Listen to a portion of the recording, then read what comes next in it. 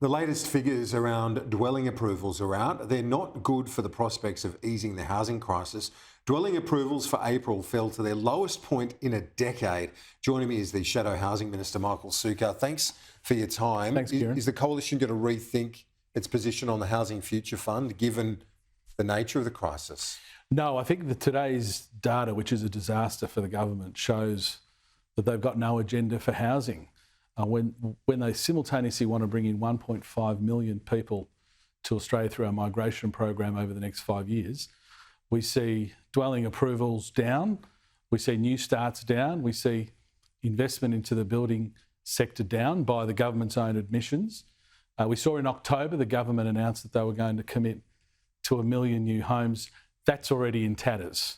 They can't meet that target less than 12 months later. So the government has no housing agenda. Well, that is the problem. Fund.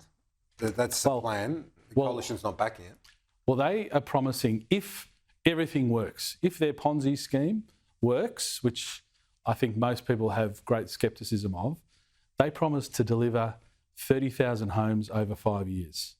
Now, 1.5 million people cannot live in 30,000 homes. That's what they're promising to deliver. In fact, their agenda is so bare, Kieran, that embarrassingly, the minister was out on the weekend spruiking the Coalition's home guarantee scheme as some kind of achievement of the Labor government.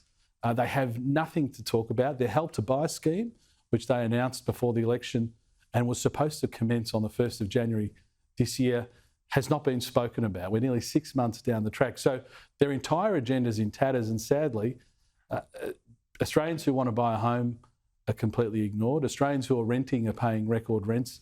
And the housing disaster is just getting worse by the day, and data like today proves it. And it's because of the rate rises, isn't it? It's a blunt instrument, and we're seeing the impact via those numbers today. Well, what we're not seeing from the government is any steps to ensure that they address the issues that are being faced. But ironically, isn't this what the RBA wants to see? They want to see that sort of demand fall off a cliff, essentially? Not necessarily in housing. I mean, during the pandemic, we saw the risk of demand falling off very quickly. And what did we do? When I was Housing Minister, we put in place the Home Builder program, which ensured that we maintained supply. And in fact, we had record levels of supply.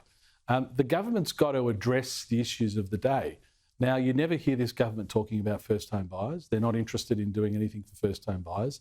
We now see them planning to bring in 1.5 million people. Kieran, you cannot credibly say to the Australian people, we're going to bring in 1.5 million people over 5 years with absolutely no plan to house them. And not only are things bad now, but they're getting worse because the numbers are falling off a cliff, as we see today through the housing approval numbers. Michael Sukkar, thanks. So we're a bit tight for time. I appreciate you Thanks, joining us.